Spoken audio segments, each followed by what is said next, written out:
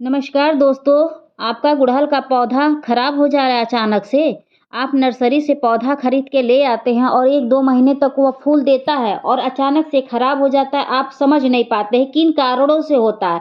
तो उसको बचाने के लिए आज एक ऐसा खाद लाई हूँ जिससे पौधे की ग्रोथ को भी ठीक कर सकते हैं और पौधे को जीवित भी रख सकते हैं। दूसरा, पौधा खराब होने का मुख्य कारण क्या है ये भी मैं बताऊँगी।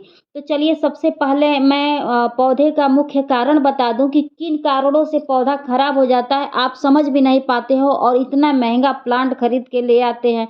महीना 2 महीना चलता है, उसके बाद उसकी पत्तियाँ छोटी होने लगती हैं, पत्तियों का कलर अजीब-सा हो जाता है, जो कलियाँ होती हैं वो छोटी हो जाती हैं, धीरे-धीरे करके उस पे ब्रांच भी नहीं आता है और पौधा धीरे-धीरे करके मर जाता है। ये समस्याएँ आती क्यों हैं? अक्सर नर्सरी वाले या जो गुड़हल का पौधा होता है, अक्सर वो रेड मिट्टी या चिकनी मिट्टी में पौधा लगा कर देते हैं और उसमें टोकरी लगी होती है। आप समझ नहीं पाते हैं और पौधा धीरे-धीरे करके मर जाता है। तो अगर ऐसा रहे कि रेड मिट्टी हो या चिकनी मिट्टी में पौधा लगा हो, तो सबसे पहले उस मिट्टी को आप चेंज करके वेल्ड्रेन मिट्टी दीजिएगा, यानी कि भुरभुरी मिट्टी। और दूसरा, आप ये चेक कर लीजिएगा अगर उसमें टोकरी लगी होगी तो उस टोकरी को कट करके निकाल दीजिएगा, तब जाके आप मिट्टी में लगाइएगा दोस्तों। तो मिट्टी ऐसी लीजिएगा जिसमें पानी आप डालें, पानी सर से छन के निकल जाए, यानी कि बिल्कुल भुरभुरी। तो क्या लेंगे भुरभुरी के लिए? आप 50% गार्डन की मिट्टी और 50% आप बालू ले लीजिएगा। उसमें गोबर की खाद 20%, 10% केचुए की खाद मिला के और अच्छे से लगा दीजिएगा और लगाने के बाद 1 हफ्ते तक सेमी सीडी एरिया में रख दीजिएगा। उसके बाद आप हर महीने जो मैं खाद बता रही हूँ, उस खाद को डालते रहिएगा।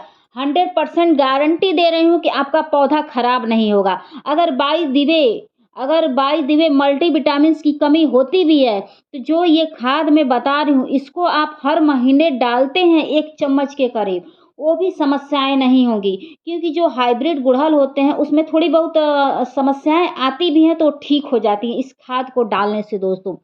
अगर ये खाद नहीं है तो आप ये कर सकते हैं कि आपके घर से केले के छिलके निकलते हैं या किचन वेस्ट मटेरियल निकलते हैं, उसका भी आप लिक्विड आप हर हफ्ते में 4 बार, 2 बार जैसे-जैसे हो उसको डाल सकते हैं। उसका कोई साइड इफ़ेक्ट नहीं होता है, जो किचन वेस्ट निकलता है उसको भी डाल सकते हैं और नहीं तो ये जो खाद बता रही हूँ उसको डाल सकते हैं। आपके पास दोनों ऑप्शन है।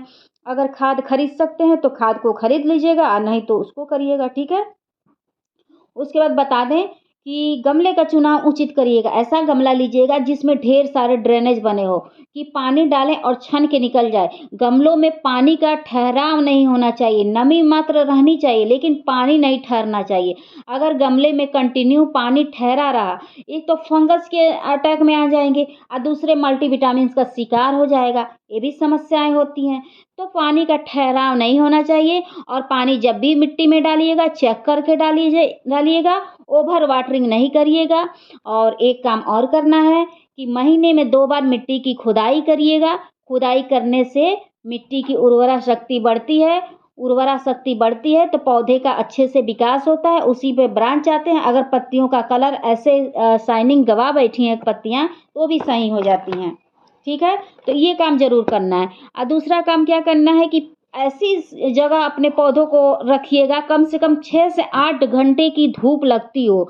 अगर इस पौधे को धूप नहीं मिलेगा तो भी ये पौधा कंटिन्यू बीमार रहेगा, फूल वगैरह नहीं देगा और ढेरों समस्याएँ उत्पन्न होंगी। तो इस बात का भी आप ख़्याल रखिएगा। ठीक है दोस्तों, कभी-कभी पौधों के ऊपर कीड़े-मकोड़ों का अटैक हो जाता है, तो पौधों को हमेशा शावरिंग करते हुए पानी डालेंगे तो कीड़े आधे तो धुल के ही दूर हो जाते हैं। तो ये काम करिएगा और मिट्टी में हर महीने 1 चम्मच नीम खली या 1 चम्मच फंगिसाइड पाउडर ज़रूर डालिएगा, इससे बहुत बेनिफिट होता है। तो खाद के रूप में देख सकते हैं दोस्तों मैंने क्या लिया है, 1 चम्मच एप्सम सॉल्ट लिया है। ये मिट्टी को एसिडिक बनाता है, जो पत्तियों का कलर ओरिजिनल गायब हो जाता है उसको ठीक करता है, फूलों का साइज़ बिग करता है, ये जड़ों का निर्माण करता है, कलियाँ लाता है। जो भी समस्याएँ ए टू ज़ेड होती हैं, जैसे सिकुड़न हुई, वो समस्याएँ सब दूर हो जाती हैं।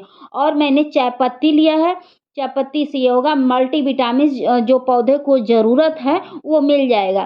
तो 1 चम्मच 1 चम्मच ये एप्सम सॉल्ट और 1 चम्मच मैंने ये डाला है चाय पत्ती, इन दोनों का आप हर महीने ज़रूर डालिएगा। उसके बाद 1 चम्मच आप ये फंगिसाइड पाउडर आधे लीटर पानी में घोल के उसको आप मिट्टी में डाल दीजिएगा या मिट्टी में डायरेक्ट डाल के उसको पानी डाल दीजिएगा दोस्तों। इतना कर देंगे, आपका पौधा 100% बढ़ चढ़ के ग्रोथ करेगा और जो भी समस्याएँ इस पौधे में रहेंगी, सारी समस्याएँ दूर हो जाएँगी।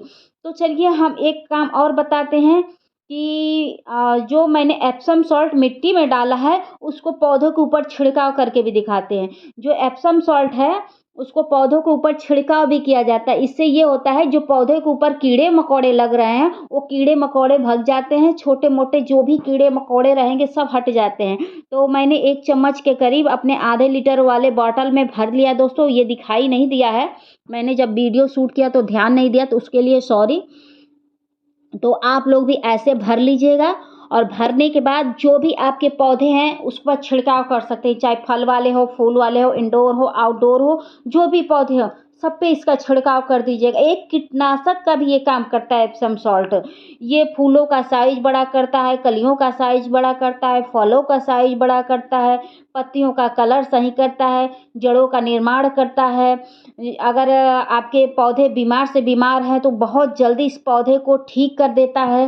दुनिया भर की इससे फ़ायदे हैं और चाय पत्ती तो आप जानते ही हैं अपने आप में मल्टीविटामिन से भरा पड़ा है। तो ऐसे घोल लेंगे क्योंकि ये थोड़ा-सा चीनी टाइप का दिखता है एप्सम सॉल्ट। घोलने के बाद जो भी पौधे हैं ऐसे छिड़काव कर दीजिएगा। तो देखिए मैं किन-किन पौधों में छिड़काव कर रही हूँ, तो आप भी सब पौधों में छिड़काव कर दीजिएगा। इतना अगर कर देते हैं तो आपका पौधा कभी बीमार नहीं होगा। अगर बीमार होता भी है तो ठीक हो जाएगा दोस्तों। ठीक है? तो ऐसे करते रहिएगा और आप चाहें तो जो ये नीम ऑयल आता है उसका भी छिड़काव कर सकते हैं, लेकिन आपको करना ही पड़ेगा। चाहे नीम ऑयल का छिड़काव करिए, चाहे फंगिसाइड पाउडर का छिड़काव करिए और चाहे एप्सम सॉल्ट का छिड़काव करिए। इतना करेंगे तो आपके पौधे के ऊपर कीड़े-मकोड़े, चींटियाँ, लाही, मीलीबग जो भी रहती हैं सब दूर हो जाती हैं। अगर आपके पास ये सब भी नहीं है तो आप एक काम कर सकते हैं, आधा शैम्पू जो ₹1 की आती है ना, उसका आधा पाउच आप भरिएगा और 2 लीटर पानी में मिक्स करके, घोल के और सब पौधों के ऊपर छिड़काव कर दीजिएगा। जो भी छोटे-मोटे कीड़े-मकोड़े, बड़े वाले कीड़े नहीं, छोटे-मोटे जैसे मीलीबग हुआ, लाही हुआ, चींटियाँ हुईं, ये सब भग जाएँगी। और कैटरपिलर के लिए तो अलग हम किसी दिन बताएँगे। उसका मैं रखी हूँ और स्नेल वाले को। ठीक है दोस्तों?